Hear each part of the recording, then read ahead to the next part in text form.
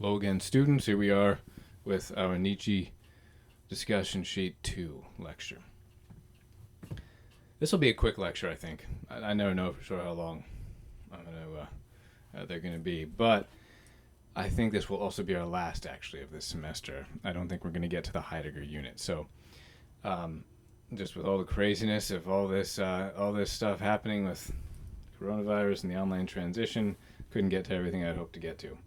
But if you have your discussion sheets filled out, remember to take a look at the other recordings if you need to fill out earlier ones. You'll be all set. Still not exactly sure of the nature of the final, but you'll be ready for it if you fill out your Nietzsche discussion sheet 2, and that's it. So probably our last one. So here we go. Picking up where we left off with Nietzsche discussion sheet 1, which corresponds to page 187 in your textbook. The interesting little poem there of written by Nietzsche. The question of what is the real nature of his atheism? What is it like? Is he even an atheist? It's all interesting to think about. But now we're going to move on to his book, Thus Spoke Zarathustra, or Thus Spake Zarathustra, if you want to be very accurate there. We're going to talk a little bit about this, talk a little bit about Faust, and then that'll be it. And the remainder of your existential philosophizing will be on your own. You'll be writing your paper, contributing to the discussion forum, and so on. This second section of the Nietzsche chapter begins. No adequate psychological commentary on Thus Spoke Zarathustra has yet been written, perhaps because the materials in it are so inexhaustible. It is a unique work of self-revelation, but not at all the personal or autobiographical level. No, not at all on that level. And Nietzsche himself ostensibly does not appear in it. Rather, it is a self-revelation at a greater, more primordial depth. So this is about Nietzsche. He's writing it. It's not an autobiography, because an autobiography is ostensibly, meaning openly, written about yourself. He had plenty of those. We talked about one of them last lecture. Nietzsche is not a character in this by name, but the Zarathustra is, in fact, as I mentioned last lecture, his character. That is the character for Nietzsche. He is clearly speaking through him, and he's even idealizing himself, or at least displaying what he wished he was in this Zarathustra character. It is incredibly self-revelatory. This was Nietzsche was always revealing himself. But this more so than anything else. Our author here says the unconscious took over in it, broke through the restraints imposed elsewhere by the philosophic intellect. For this reason, it is important beyond any of his strictly philosophic books. Its content is richer than Nietzsche's own conceptual thought. So Nietzsche had his various philosophies he put forth, but none of them are actually as rich and deep as what is revealed in this work. Certainly one of his most famous. All right, so let's first have down, just so there's no confusion, that this is not strictly autobiographical. Not literally. Ostensibly, Nietzsche is not a character in it. Let's have that down.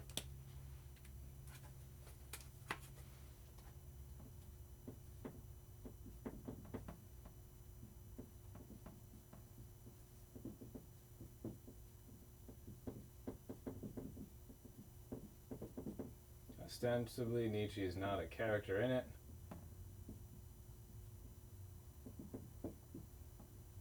But it is the deepest possible revelation of Nietzsche himself.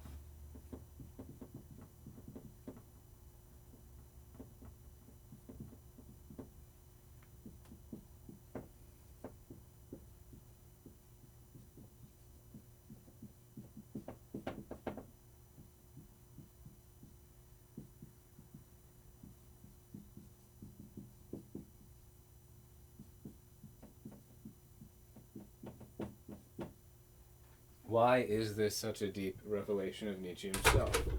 Well, let's continue on in your book here.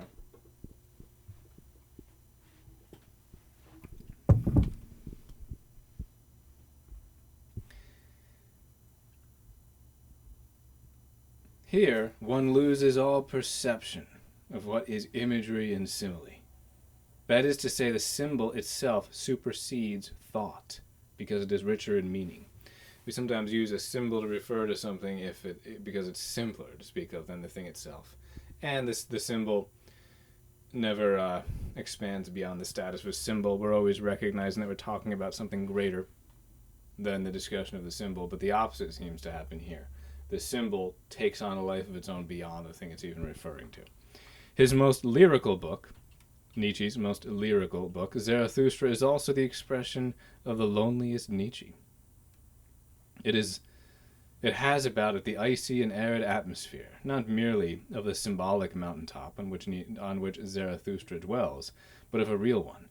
Reading it, one sometimes feels almost as if one were watching a film of the ascent of Mount Everest, hearing the climber's sobbing gasp for breath as he struggles slowly to higher still altitudes.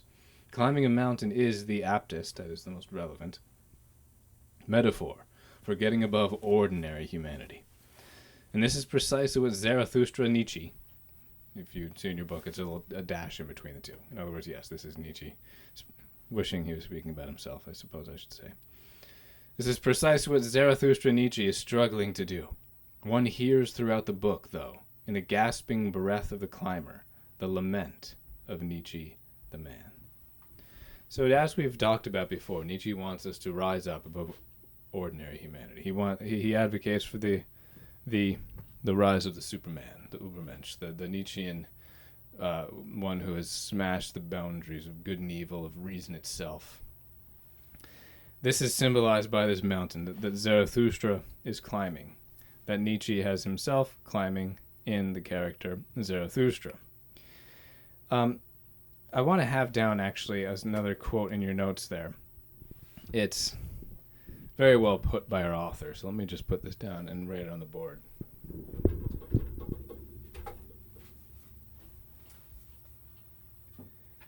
Why is it such a deep revelation of himself? Because the unconscious intellect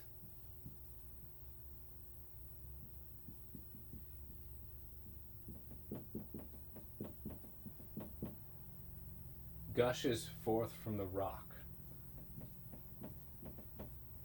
What his mind is doing is gushing onto the page of this book without its conscious mediation. So something weird is happening here. It's like what an expert psychoanalyst might go for if he had a patient in front of him. But we have here Nietzsche doing probably more than ever has been done. Unconscious intellect gushes forth from the rock of his existence.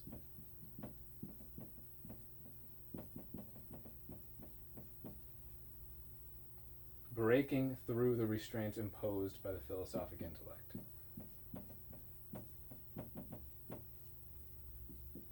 Which is not a good thing in and of itself, but we can, now that it's happened, we can use it and consider what it teaches us.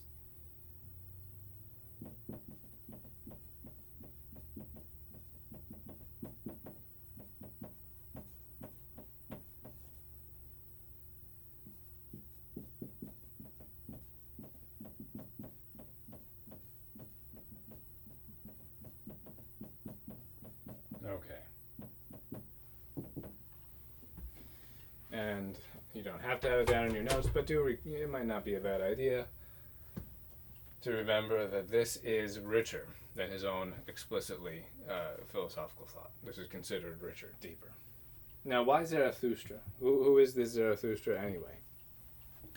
Let me read another quote before I tell you that.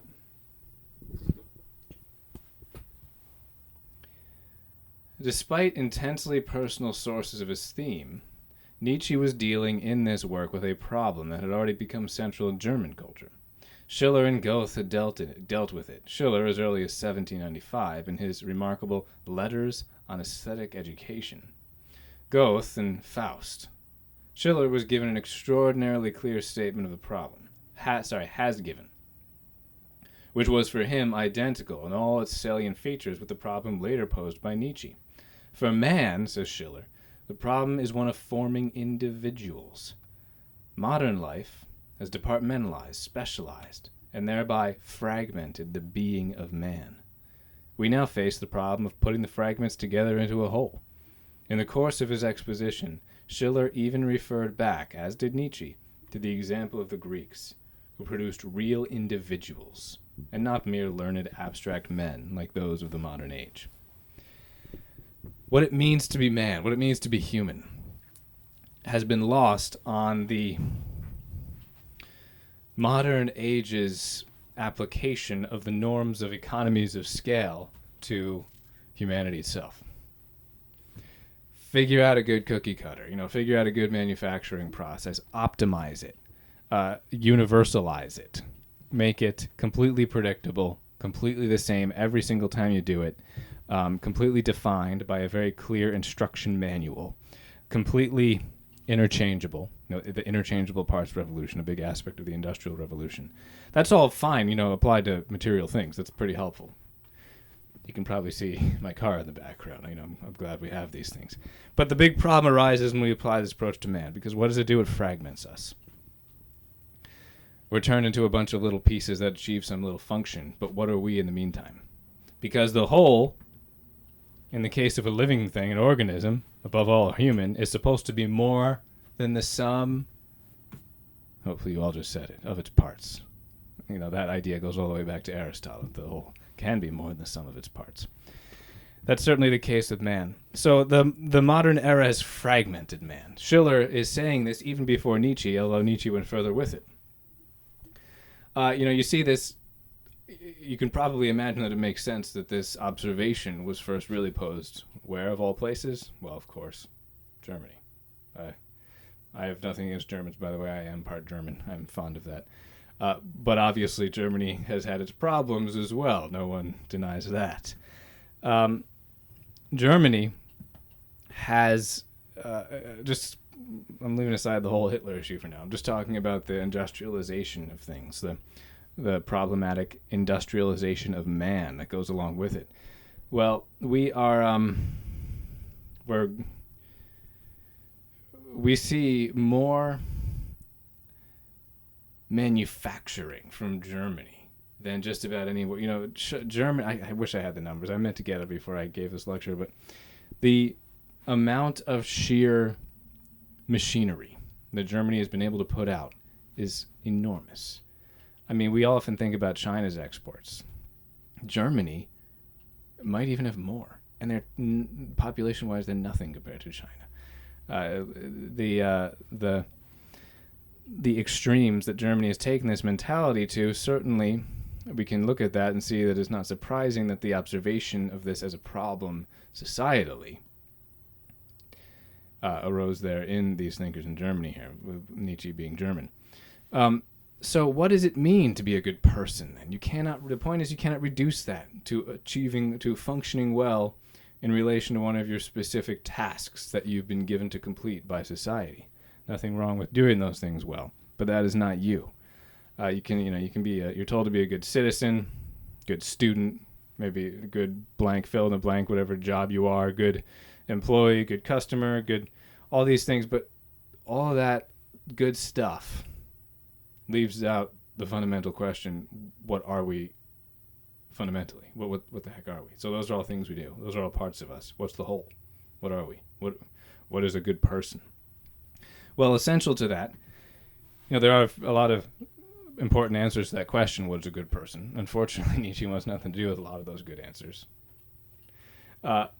Because he wants us to smash the boundaries of morality, which we actually need. But he's right that this also means an individual. To be an individual, to be who you are, as Kierkegaard was always saying. That cannot be given to you. That blank cannot be filled in by any of those individual tasks you happen to undertake. It cannot be borrowed from anything else or from anyone else. So, we, as individuals, if we truly are individual, that means we are not absolutely identical to anything else. Which means we are what? Unique and unrepeatable. You, whoever you are, however unimportant you might think you are actually unique and unrepeatable. Never has been someone like you before. Never will be someone like you again. We can say that with confidence even genetically, although even that's just a metaphor for the true depths of your being. You know, whatever your genetic makeup is, unless you happen to be an identical twin, there never has been one of you before genetically, and there never will be again. And even if there was, it wouldn't be you. It would just be another person who happened to have your same DNA, just like a twin does, and that's still a completely different person. So you are unique and unrepeatable. So all of these norms, all of these functions can be fine and good, but they cannot be you. The problem of individuals. What is it to form an individual? All right. Moving along here, let's talk about, well, let me put a couple more things on the board for you, actually.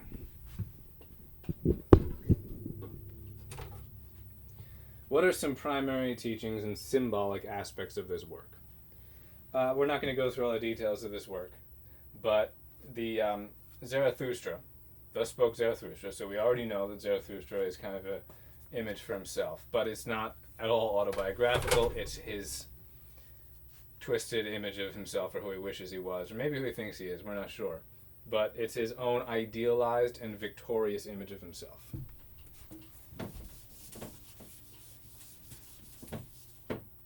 Zarathustra, that's for the second question down.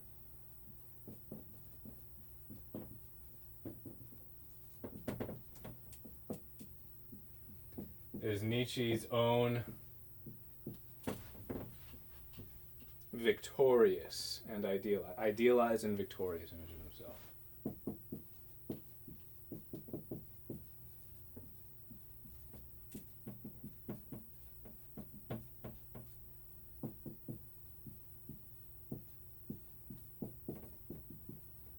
Who else is Zarathustra? Well, it is no accident that this sounds just like a certain historical figure you may have heard of, Zoroaster. Zarathustra is intended to be a new Zoroaster.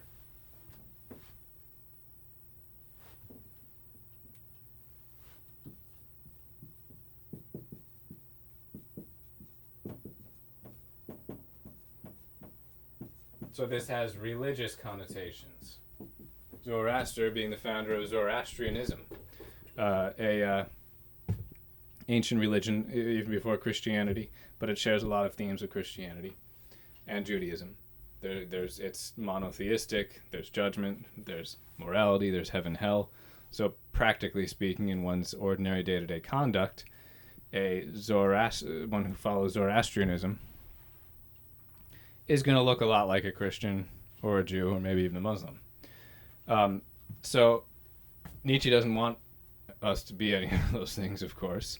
So this is not the Zoroaster. This is a new Zoroaster. This is the new Superman, the founder of the new way of life, the Nietzschean one. Now, this is the mountain. This is a hike up a mountain of sorts. The mountain symbolizes the solitude of the spirit. You got to do this interiorly. You got to do this with yourself. This is not a team sport, in other words.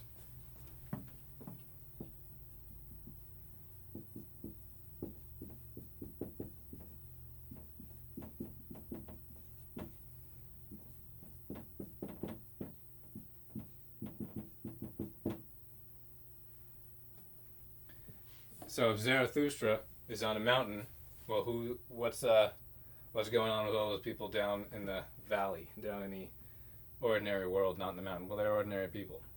Maybe they're chained to the slave morality of Christianity or something, or maybe they're just not sufficiently individual. Whatever it is, they are failing to ascend this solitudinous mountain of the spirit and become real individuals, real Nietzschean Übermenschen, Supermen.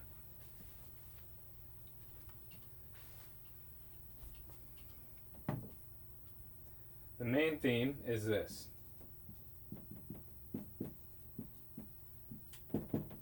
How is man to be reborn from his own ashes?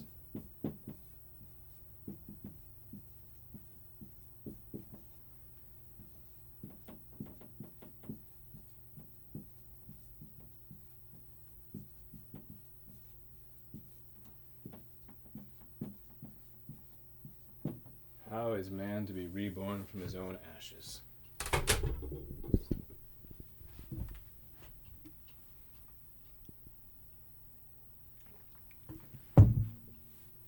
The next question down has to do with Faust. And I'll get to some things, I'll put some things on the board shortly for that. First, a little more reading. Goethe, another contemporary, more or less, of Nietzsche's, in Faust was every bit as much at odds with conventional morality as was Nietzsche. But the old diplomatic fox of Weimar, that's referring to Goethe himself, was more tactful and better balanced of a man, and knew how to get his point across quietly, without shrieking it from the housetops as Nietzsche did. The Faust of the second part of Goethe's poem is already, as we have seen, something of a Nietzschean Superman, beyond ordinary good and evil. Now, that's just an introductory remark there. So Goethe was an anti-moralist as well, like Nietzsche. Nietzsche hated morality, so did Goethe. So why was Nietzsche reacted to violently, not literally violently, but people really rejected his message? Rightfully so, many aspects of it. But the question here is, why did they reject him but not Goethe? Well, they should have rejected both if they were honest with their own premises. Goethe was also completely immoral, completely rejecting the norms of right and wrong to the same degree that Nietzsche was. And yet, he's this statesman. He's diplomatic about it. He's not existentially authentic, in other words. He's very corporate about it, perhaps you could say. He gets his point across tactfully. So he's kind of a modern academic in that regard, who says horrendous things, but knows how to say them in such a way that he's taken very seriously. So he's writing about Faust. Now, and that's the real question here. I don't want to talk much about Goethe, but I want to talk about Faust here. I have a quote about Goethe's idea of Faust. Goethe's Faust is, you don't need all this down. I'll give you something for your notes in a moment. Goethe's Faust is traditionally seen as the epitome of German idealism. According to this reading, Faust is the archetypal modern Western man who, by dint of his ceaseless striving, creates himself and his world by an act of sheer will, thereby attaining the highest goal of mankind, realizing the purpose or end of all human activity, which is seen as the self-achievement of individual perfection, the cultivation to an ultimate degree of all one's latent potential. Thus Faust becomes an absolute, so it is said, whose will is sovereign, a law unto himself, a modern Prometheus. A modern Prometheus. It almost makes Nietzsche look unoriginal, doesn't it? That's exactly what he's advocating for here. Become a law unto yourself. And the thing is, this is mixed in with some genuine insights, which is why it's appealing. And I'm not against the genuine insights. My duty as a philosopher is to take what is true wherever I happen to find it, and not just ad hominem reject anyone. When we read here that one should cultivate to an ultimate degree all of his latent potential, that's a way of saying become everything that you can. Actualize all of your potency. Become truly what it is to be a human being. Leave no stone unturned in that conquest. Make it happen. That's awesome. That should be inspiring. But the problem is when we mix it in with this idea that we become a law unto ourselves, that our own will is sovereign, that this is entirely that we made it all, that we did it all ourselves, that we have no one else to thank, no other person, certainly not God. That's all those ideas. That's the modern Faustian approach to society, post-enlightenment, post-scientific revolution. As Francis Bacon, one of the origins of modern science, said, we must put nature to the rack and torture it. Basically, he said, until it gives us what we want. That approach but when I say nature, I don't mean rainforest and panda bears. I mean just everything, just reality. The what we are given. We didn't make it; it's there. What the modern approach is the Faustian one. So really, Nietzsche and even Goethe here, they are taking the same premises, in a sense, of the modern era and taking them further, even further than they've ever been taken before. So you can react to that two ways. You can say, wow, let's do that. Let's make our own will a law unto itself. Let's throw off all those old shackles that chained society for thousands of years before the modern era. Or you can say, wow, this is scary. This is dangerous. This is going to destroy us and society. But Nietzsche's right in the sense that this is the direction we're moving in, so let's just go even further. So this is important to discuss, whichever way you wind up answering that question, because it is indeed the central question, or a central one. Faust himself was an alchemist. Is a real person, Faust. You can look him up. You probably have a Wikipedia page. I don't know. Alchemist in the 1400s. So what's an alchemist? Well, an alchemist is always trying to create gold, isn't he? He's trying to just squeeze gold out of substances that are not gold. So alchemy was always frowned upon for a number of reasons. First of all, it was greed. It's just endlessly after riches. But also, perhaps more importantly, it was it always it usually implied the use of illicit practices, divination, sorcery, and all sorts of dark arts to try and get gold out of substances that were not gold. So alchemy, Faust, he becomes a topic of legend later on. He was indeed an alchemist to begin with, but then legends start getting told about him. And he became a symbol. The idea of a Faustian bargain, of taking a Faustian approach, is a general term now for anyone who sacrifices morality, or makes a, as you might have also heard it say, makes a pact with the devil for his own personal advancement, his own personal pleasure, for attaining some goal. So many movies have depicted this very well. None are coming to my mind right now, but many stories and movies have done a great job depicting this. You want something so bad from the beginning. Nietzsche says you have a right to that because you want it. Whatever it takes to get it, it's yours. It's kind of like how my 2-year-old acts when there's a cookie around. So the lesson, of course, is don't ever think that way. You don't have a right to something just because you want it. But the Faustian approach is, yes, you do. Even if it takes a pact with the devil.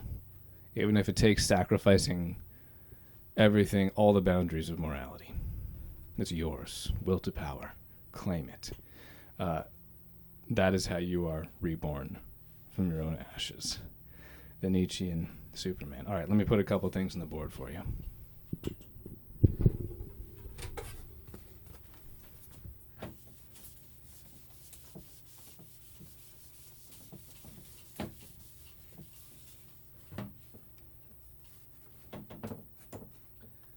Faust himself was a medieval alchemist.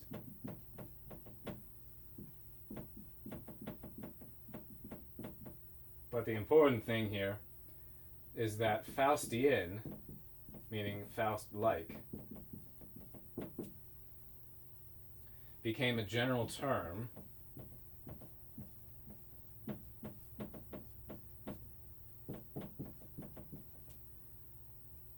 for anyone who sacrifices morality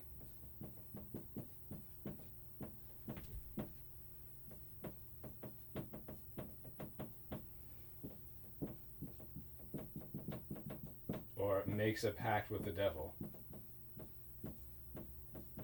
whether that's literal or symbolic.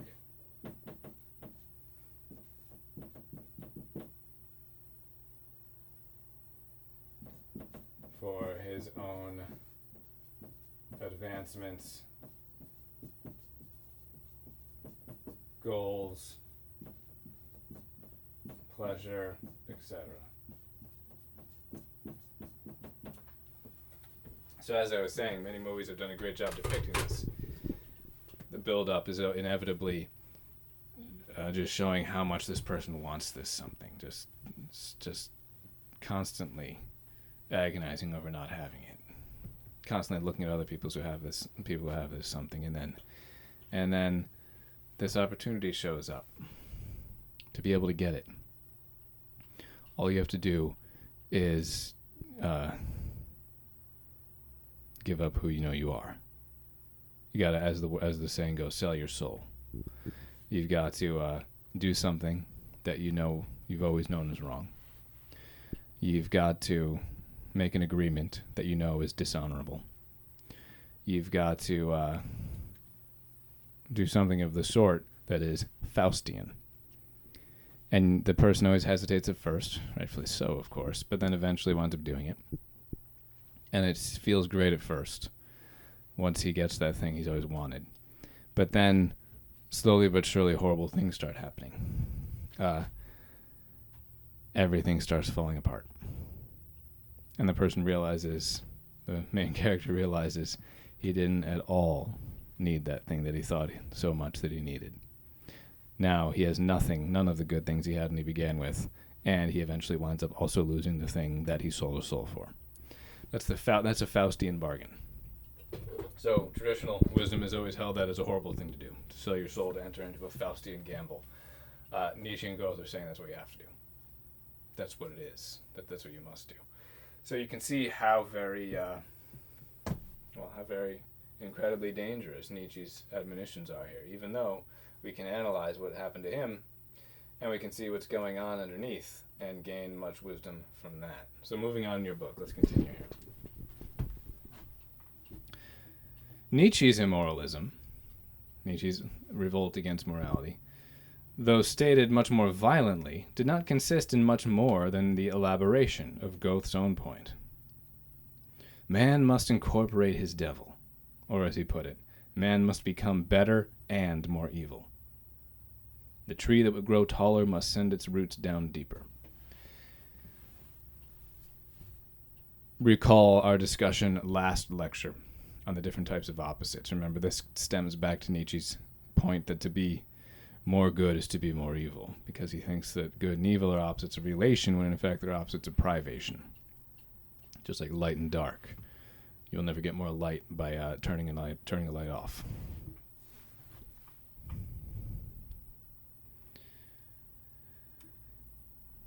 Okay, there's a few things here I'm going to skip in your book, for the sake of time. I'm going to read this quote here, though, on page 192. For Western man, Faust has become the great symbol of the titanically striving individual, so much so that the historian Spengler could use the term Faustian culture to denote the whole modern epoch of our dynamic conquest of nature. That gets me back to the point I was making earlier. The modern era, in some senses, is the conquest of nature. We get it to do what we want. We don't have to do what it wants anymore. We don't have to... And again, this is not about panda bears and rainforests. That's a small part of it. This is about all the simple givens of reality. The simple givens of our natural life, including things like natural law. That we now have the right to reject all of that, because nature must bend to our whim, not vice versa. That is why this historian is referring to the modern epoch as the Faustian culture. And certainly there's nothing wrong with technology and trying to make things better. That's all good. But the question is, how much can we bend nature, and how much can we kind of steer it according to our needs? And there are obvious things that we should do. We should make medicines. We should try to make cleaner energy technology and things like that. But then when do we get to the point where we're breaking it? When do we get to the point that we are damaging our own foundations?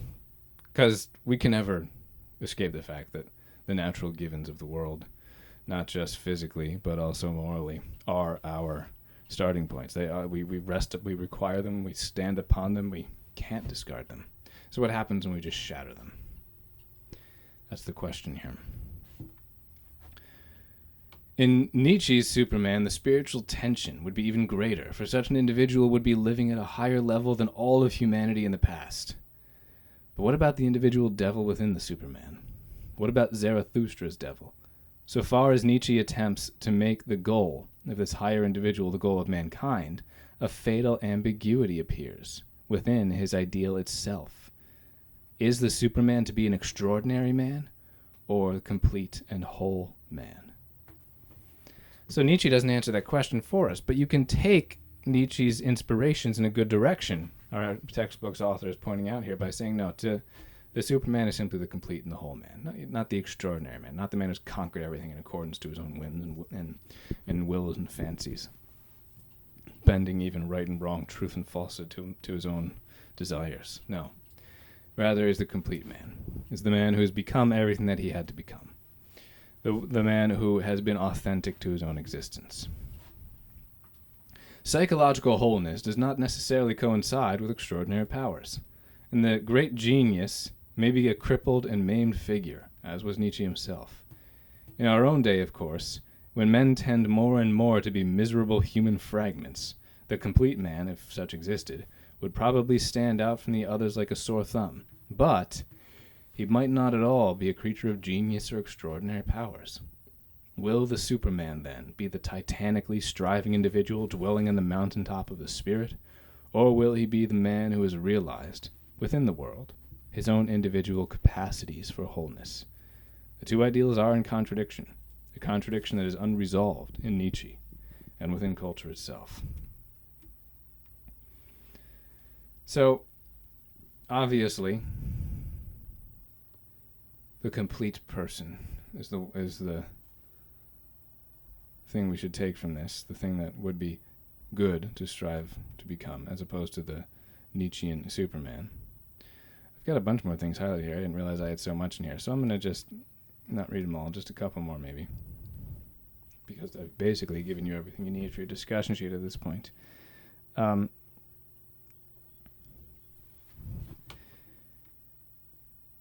most crucial revelation in this work comes in the chapter The Vision and the Enigma, in which a warning figure that had been kind of haunting him, becomes a dwarf sitting on Zarathustra's back as Zarathustra climbs a lonely mountain path. Zarathustra wants to climb upward, but the dwarf wants to pull him back to earth. "O Zarathustra," the dwarf whispers to him, "thou didst throw thyself high, but every stone that is thrown must fall."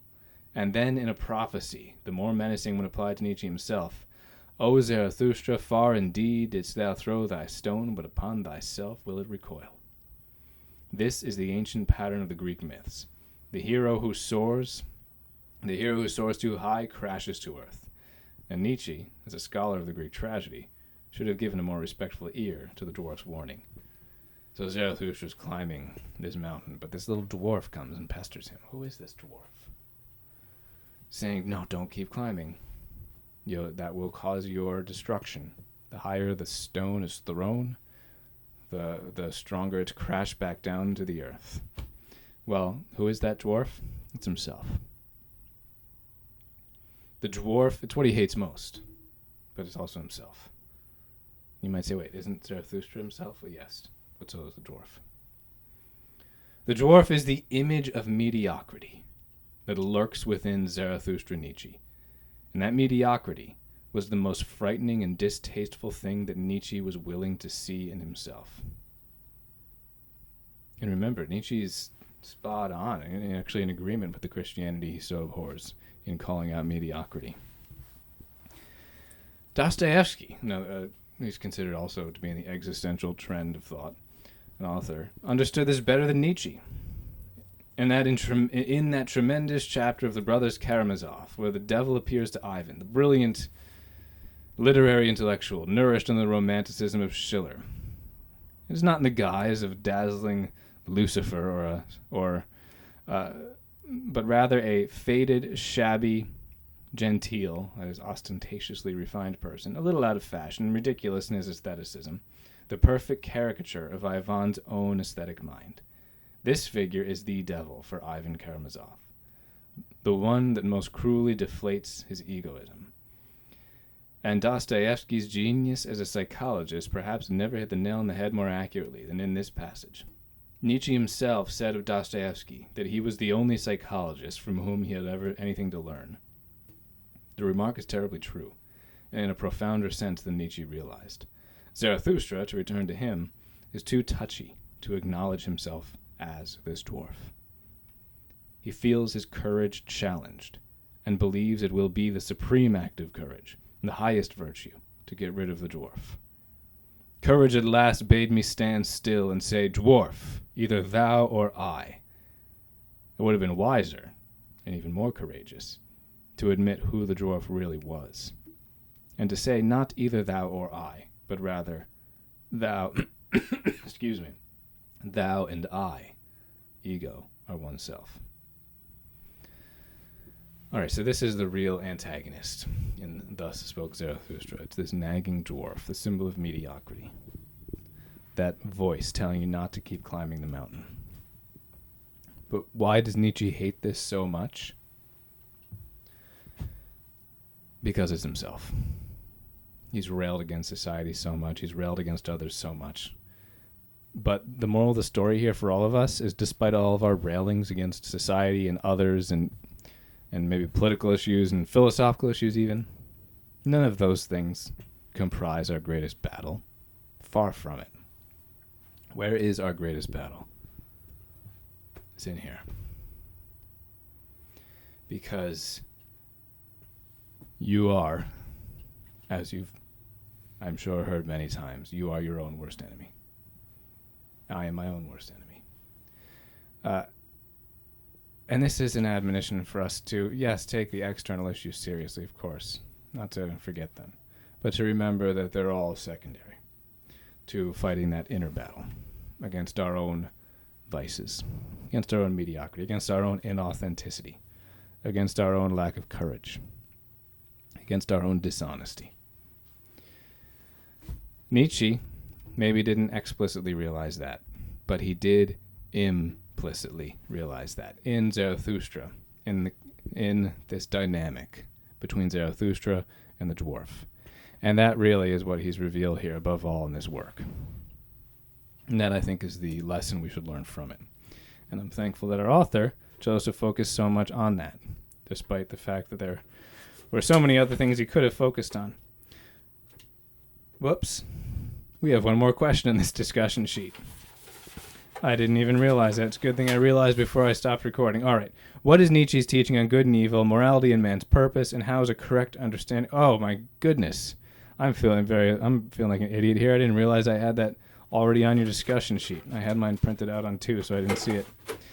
Well, I've already talked plenty about that, so I don't think I need to talk more about it now. Instead, I will just give you a couple quick things for your notes so that you've got this complete.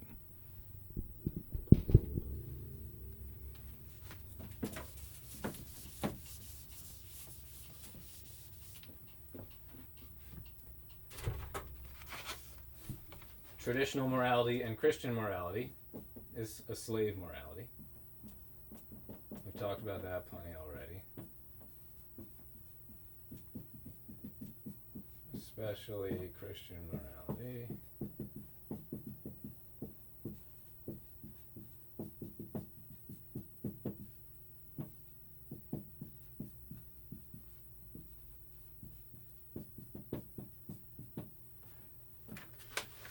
But Nietzsche, you can also have this down, did not realize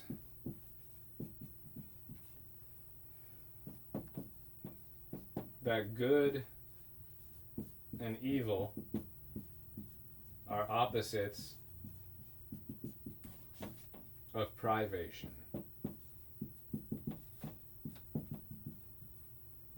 Not relation. Remember, opposites of relation, like left and right, one has no meaning outside of the other. They both go together. Good and evil are not like that. You don't need evil for goodness at all. Why? Because evil is the absence of goodness, just like dark is the absence of light, and the light does not need the darkness at all for its own flourishing.